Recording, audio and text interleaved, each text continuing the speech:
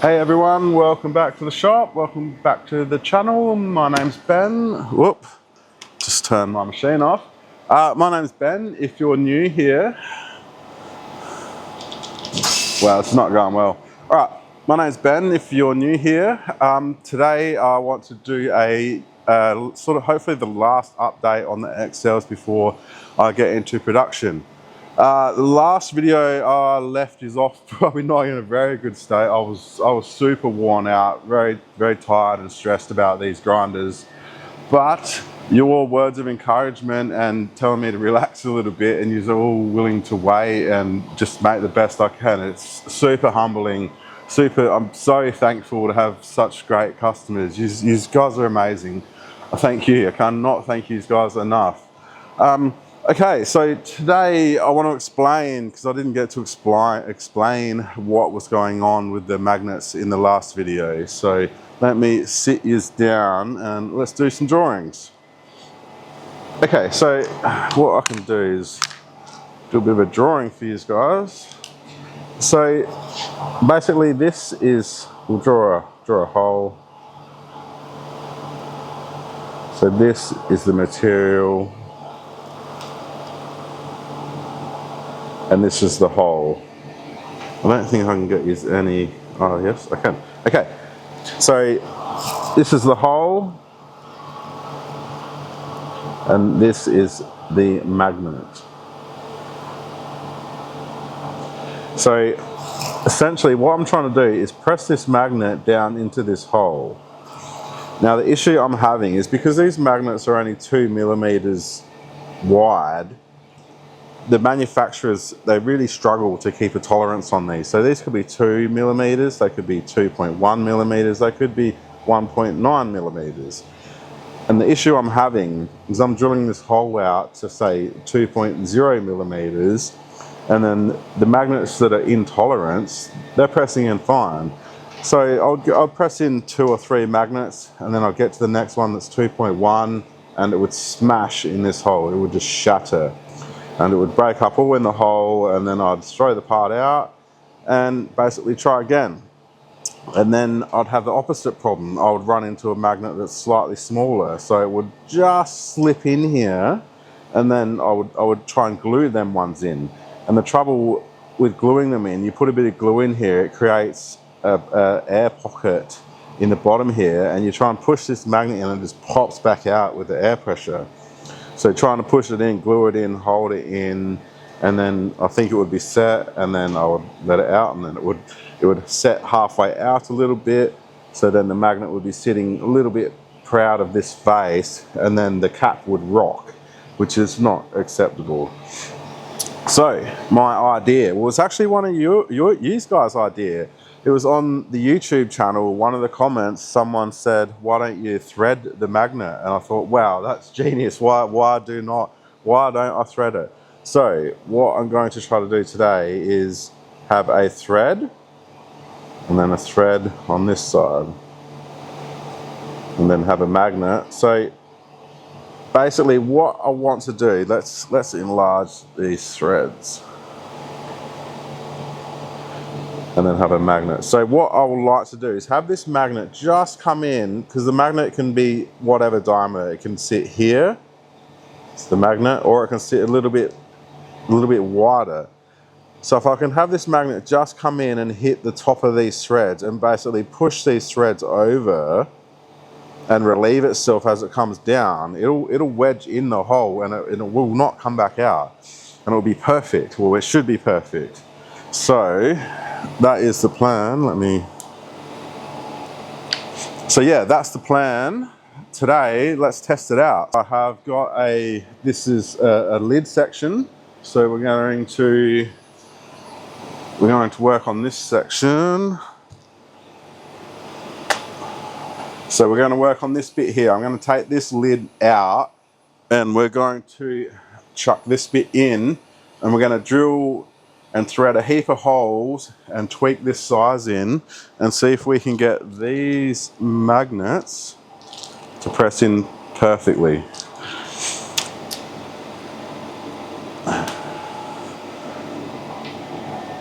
So the idea the reason I don't want to press to glue the magnets in is because it creates a lot more work for me. The part's not ideal.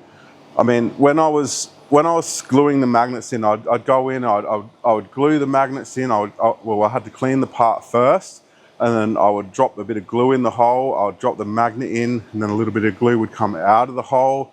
I'd have to let it set. I'd get a bit of acetone and wipe the top of the hole, and then there'd be marks on it. So I'd have to ultrasonically clean the parts again, and it was just a nightmare. And the fact is that no one should, if a high-end grinder, guys, no one should be gluing magnets in. The magnets shouldn't be coming out. I feel it's not acceptable, especially with me. This machine is capable of making missiles and things. It's a $300,000 machine. I'm not gluing your magnets in, guys. It's not acceptable. Anyway, enough ranting. Let's just fix the problem and make the best parts we can. All right, so let me get set up here.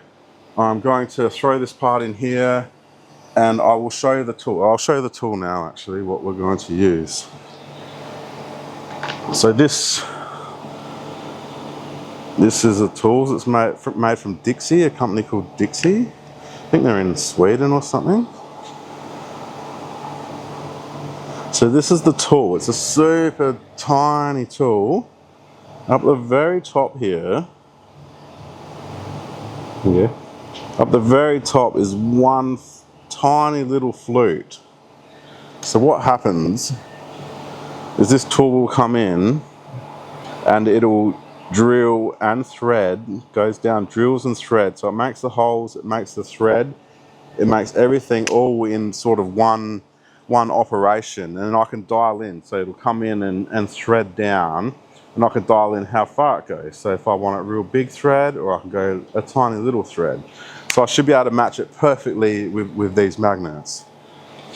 All right, let's get set up. All right, we will shut the door and lock the door.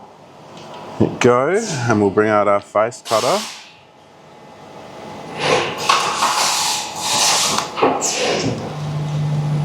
Actually, I'll just give you guys a look at this tool. So this is a 100mm diameter face cutter. It takes these inserts. The coolant actually comes out. There's holes. You just cannot see. It's a steel body, and it takes these carbide inserts. So rather than replacing the whole cutter, you just replace these inserts. And I have a heap here I can show you. So these are the inserts that go in the face cutter. I've got heaps of them.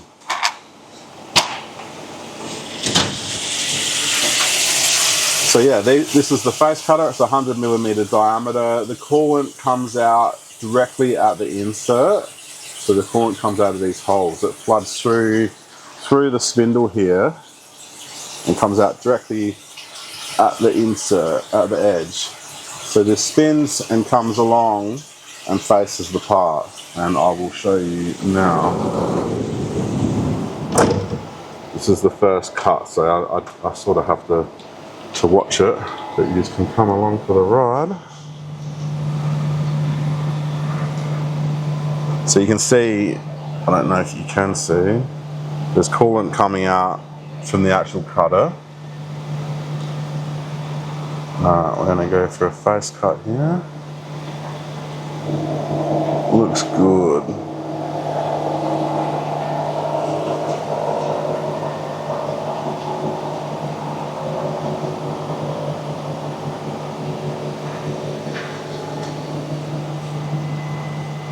I can't zoom these in anymore, so that's all I have.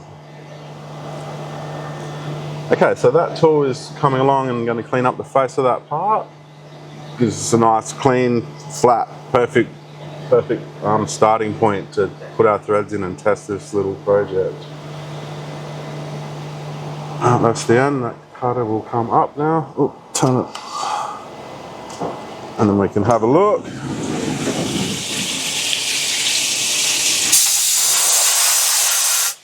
So now you can see the top of this part is perfect. Okay, let's put a thread in and see if this little plan actually goes to plan. Firstly, I guess I'll show you the tool. It's got coolant coming out at the moment. So the coolant floods. This is the tool that was in there, that was in the orange packet. It's going to be hard for you to see because of the coolant running out. It's going to drip for a little while. And then oh, here we go. As soon as I go, it stops. So that's the tool. And we run coolant through the collet.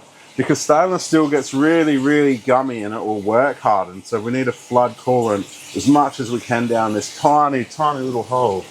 Let me see if I can turn the coolant on. I don't know if I can with the door open. No. Let me shut the door and you'll see the coolant come out down the side of this tool.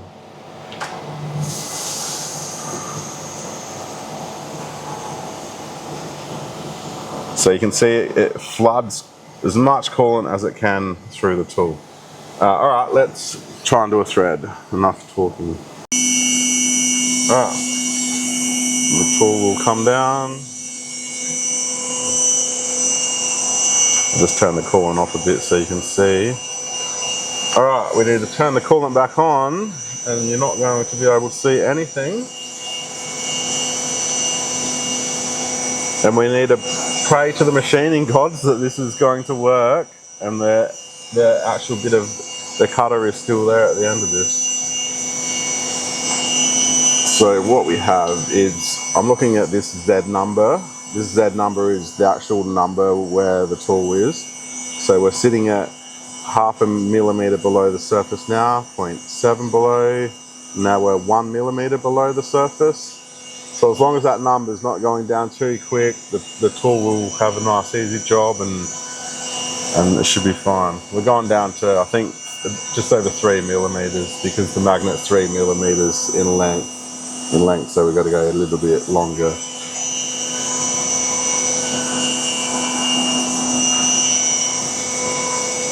.8. Looks like we're going down to 3.713, 3.6, 3.713. So then the tool will come up and then we're going to throw a little chamfer on it as well. It's going to go over and make sure the tool's still there. Perfect, the tool is still there. We'll show you what we just did. Get rid of this coolant. Okay.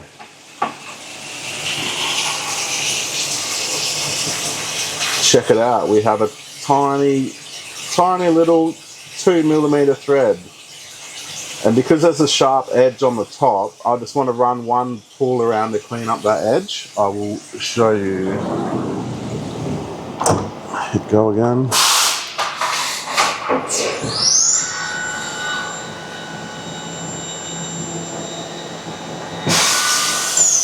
Quick, easy one, that one. Winston's in his bed. This bed was supplied by Roger, one of my good customers. Thank you, Roger. You're a legend, mate.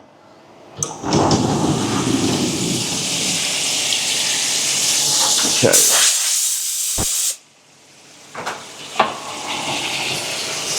Okay, so now when it goes into focus, doesn't know what it's looking at because of the stainless. So you can see now there's a little chamfer.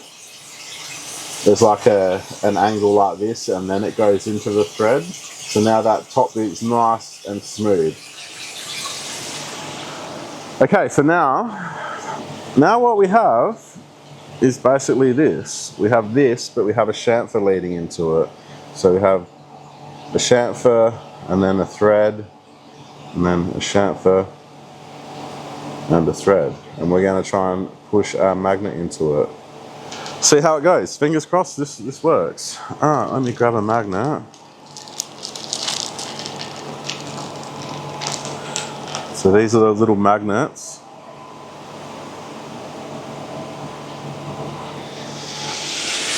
So the idea is that these will sit. I think it's a little bit tight. It's not going to push in by hand anyway. I just sort of wanted to get the feel of it. All right, give me 2 secs and let's see if it works. Okay, that works. That definitely works. It's too tight, but it worked. It didn't smash the magnet up when I pressed it in there. I'm only just, this is how I'm pressing it in. I'm just putting this over the top and just slightly tapping it with a mallet. All my presses are upstairs. This is just quick and dirty. So I'm putting the magnet in there and giving it a slight tap with this mallet just to knock the magnet in. Can't put too much pressure, like I say, or it just shatters. All right, what I'm going to do is open up this hole a tiny little bit more and do another one next to it, and then see how that goes. I'm going to keep opening the holes up until I think they're perfect, and then I'm going to do a whole heap to make sure they're consistent. I need these to be absolutely perfect. Okay, we're doing the second hole now. I've opened it up from 1 millimeter to 1.1 millimeter. So 0.1 of a millimeter. It's not much at all. All right, I just pressed that second one in, and you can't see that one went absolutely perfect. That was so good. Where are you? Yeah, that went awesome. I feel like this is going to work very, very well. So what I'm going to do now is I feel like that tolerance is good. So I'm going to do another 5. I'm going to press 5 in a row and make sure they're right. And then I'm going to do the rest of the row, and then we're going to take them upstairs, and I'll show you me pressing them in with the press. All right, let's do it. All right, I've just done 5 in a row and perfect. Absolutely very, very happy with how this turned out. So they're all varying diameters, slightly varying diameters of thickness of the magnets. And they're all perfect, sitting perfectly flush, little chamfers leading into them. Stoked with how this is going. This is such a relief off my shoulders to have this actually work and be consistent and be able to run in production. So yeah, pretty happy with how today has gone. All right, what I'm going to do is just do the rest of these. I'm going to do the rest of the row, take them upstairs and press them in with yous, and let's have a look, make sure this does actually work. I'm just going to grab random size magnets out of here and press them all in and make sure it works. Stay tuned. Everyone, this is Luna. Whoop. she hasn't seen the camera yet. She was a feral kitten that I befriended, and Winston's a big jealous, but they're mates. Yeah, she used to be out here, a little wild cat, and then I spent a week or so giving her bits of ham and stuff. And now she's really friendly. It's really good. Just taken her to the vet. She's been desexed and everything. And yeah, hopefully she turns into a good little workshop kitten. Very cool. Luna, if I didn't mention her name. And Winston. All right. That went very, very well. So that was about 6 minutes to do that, and reliable, consistent, because in production, you break a tool or something in a part and it's game over. So yeah, something nice and reliable, nice and consistent like that is the answer. So what we will do now is I'll grab this, we'll run upstairs and we'll press all these in together and make sure they work. Alright, so we are upstairs, set up in front of the press. I'll just show you the press. This is sort of a universal press that we're pressing random things in. We have dedicated presses for the magnets down there for the Aroma-3s. Okay, let me put you in position.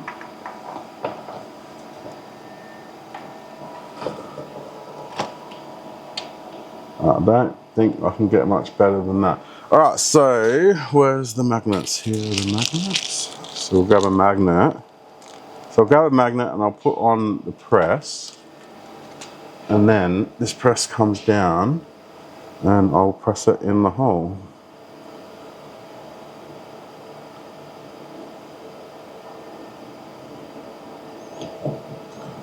Perfect. So you can see, you cannot see, maybe back.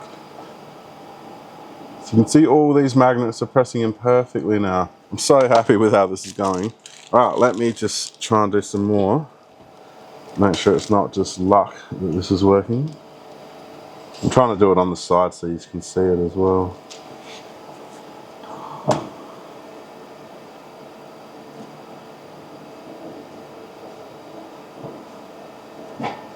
Perfect.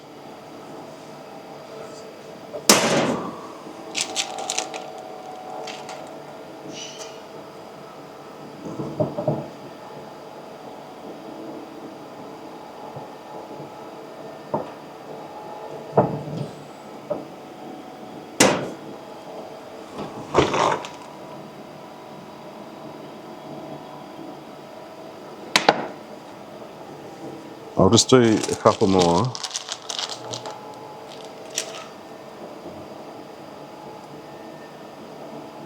So the next thing we'll be making a proper jig for these, a proper fixture.